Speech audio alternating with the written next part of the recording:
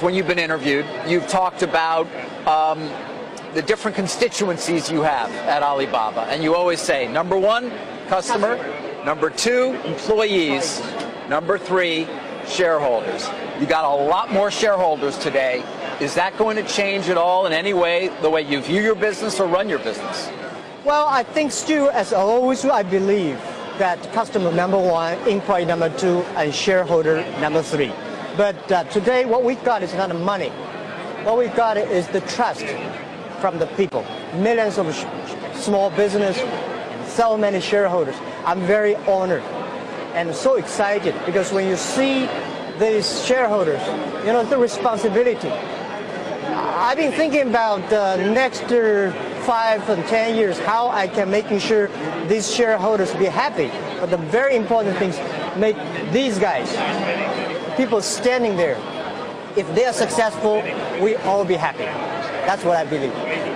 Something else you will have a lot of today is money. 15 billion or more raised by the company. Not to mention a currency, which we're going to watch open here in probably a couple of hours, that you conceivably can use. Yeah. How do you view that strategically for Alibaba? Are you going to be buying a lot of things potentially outside of China? Give us some sense here in terms of your thoughts now that you'll have an awful lot of money at your disposal and, of course, a stock price that conceivably is going to be very highly valued. Well, I think to me as an entrepreneur, the instinct of entrepreneur is try to build things yourself. And I think there are so many things we have to do with our ecosystem. Not only we are helping small business in China, I think small business in Africa, in Southeast Asia, in Europe, in the States, a lot of farmers need help. So I think the money will be spent there. The technology if we want to acquire, we want to acquire and buy these companies can help the ecosystem that can help the small business. Can you walk us through where your head is on the pricing? Is this where you wanted it? Why didn't you go higher? A lot of people said it's worth more and will be worth more today. I think that's the bank's decision. That's my CFO's decision, my team decision. And to me, I just to give them I don't want the disappointed shareholders. I want to make sure they're making money. And I'm sure, and I really want to tell the team that shareholder number three, that's not a name. It's the discrimination. We respect. We are very thankful from heart.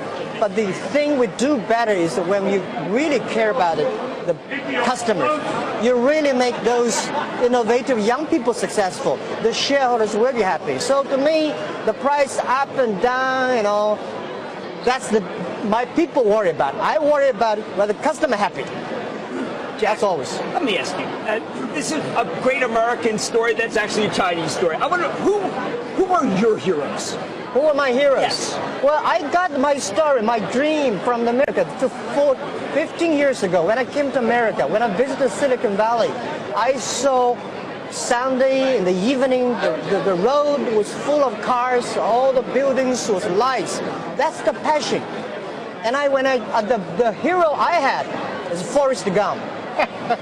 14 years ago when I watched the chocolates? Yeah. You know he's a fictional character, though. I really like that guy. I've been watching that movie for about 10 times. Every time when I'm frustrated, I watch the movie. And I watched movie before I came here. Again, for humility. Yeah, for coming to the New York. Because I watched the movie again and telling me that no matter whatever changed, you are you. And I'm still the guy 15 years ago. I only earn like $20 a month. And today I can do that much, It's honor. What does it mean for the People's Republic of China? I think we were giving a lot of people inspiration. We want to encourage a lot of people say yes.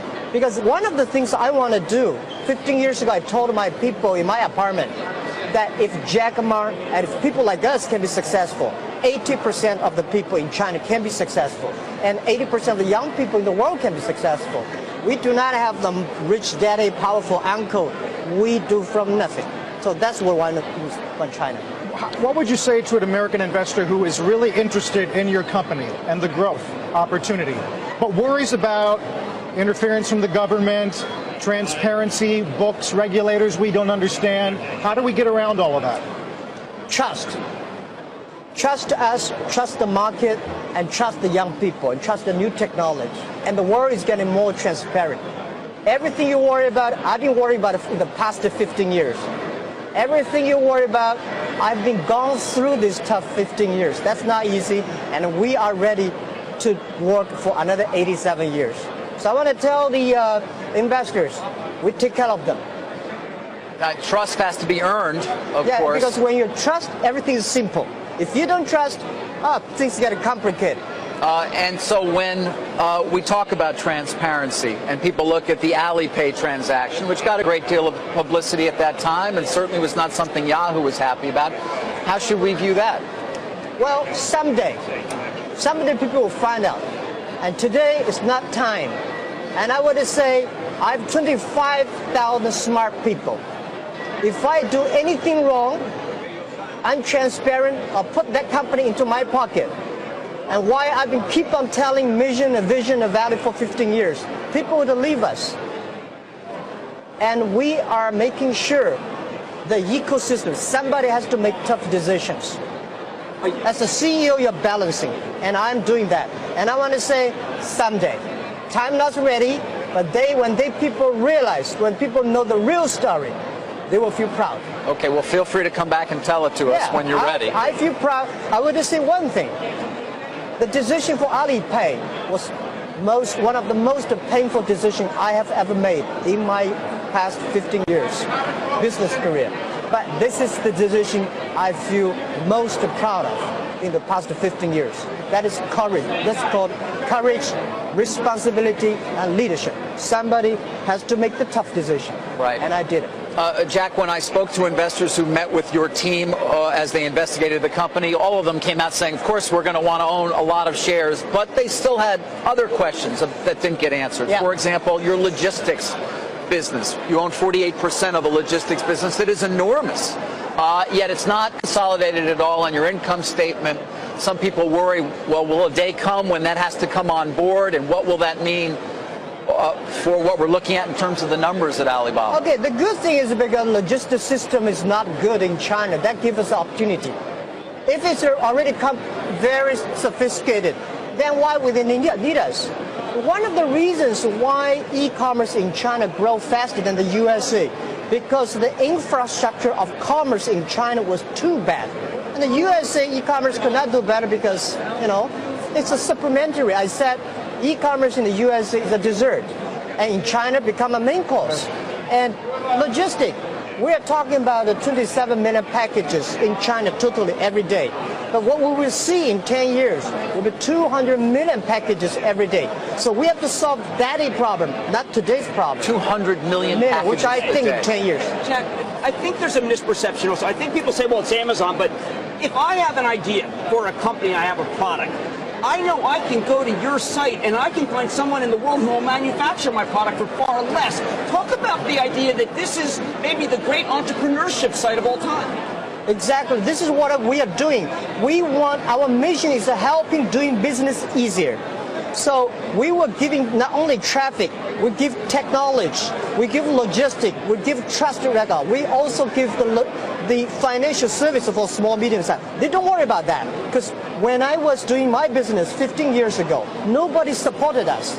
So today we want to build up this infrastructure that anybody, if you have ideas, come to our site, working hard. Everybody is a fair play game. But you also care about making sure that there's no slave labor involved. Talk about that, because that's important, because I don't want to communicate with someone where I end up in a factory that collapses.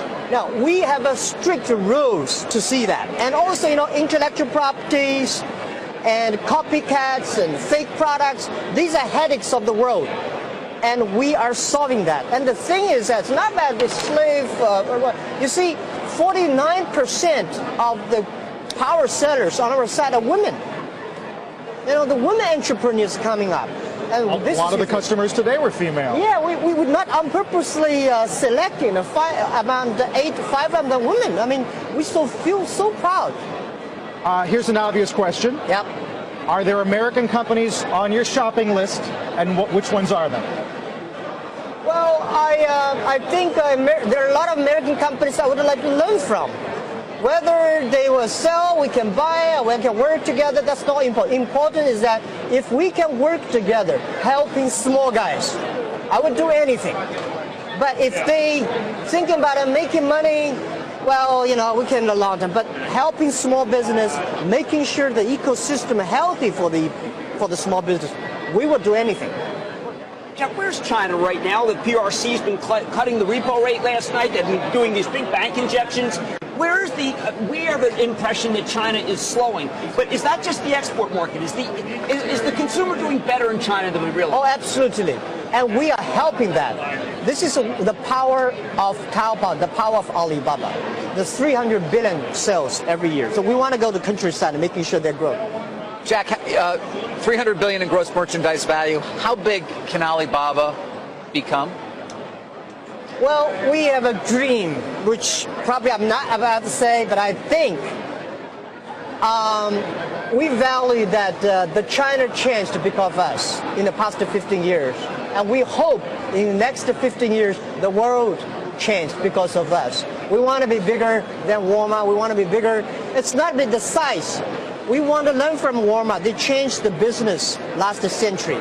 They strengthened the B2C. And we hope 15 years later, they say, this is the company like Microsoft, like IBM, like Walmart. They shape the world. We have to let you go, but before we do, you're worth now, or will be, more than the GDP of Estonia. What are you going to do with that money? Oh, what are the main? Still focusing on our mission. But your own personal wealth. For me? Yes. Well, this is a headache thing because I'm going to spend. When I was, I think, 14 years ago, I asked my wife, "Do you want your husband to be a rich man or a business guy?" She said, "Of course, I respect a business person," because she never thought I would be a rich person. Because we were having fun doing it. So today, I think, and then later I said, when I'm 50, before I'm 50 years old, my job is making money, helping other people making money. After I'm 50 years old, which is today 50 years old, I was spending money, trying to making sure more people get rich. Because you cannot spend a lot of money, right? So my job is spending money, helping others. This is a headache. Jack Ma, thank you. We will be following the opening, of course, of Alibaba. And by the way, what's in the box? Oh, yeah. Oh, yeah.